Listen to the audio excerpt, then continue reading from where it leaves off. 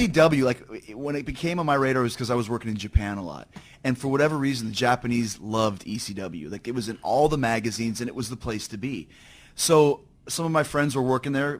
Eddie Guerrero was working there. Chris Benoit was working there, and it's like, you know, Chris is like, you got to call him, and Mick Foley's like, you got to call him. So I called Paul Heyman's number for a year, and over the course of time, Paul's roommate Dave answered, and yet Dave sounded suspiciously like Paul Heyman. It's such a disguisable It's voice. a disguisable voice. Well, this is his roommate Dave.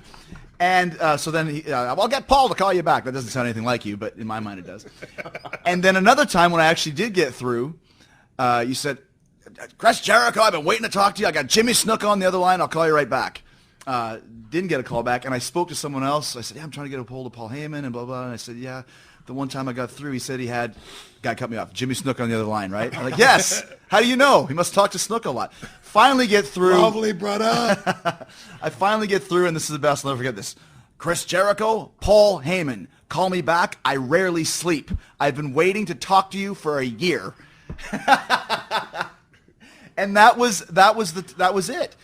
And I remember when I finally, I was in Calgary, and Benoit called me one day on a Saturday. You got to get to Philadelphia tonight. Why?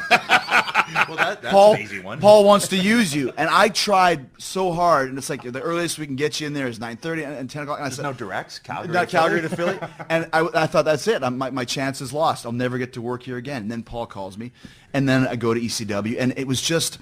It's one of those things that if you didn't work there, you'll never understand.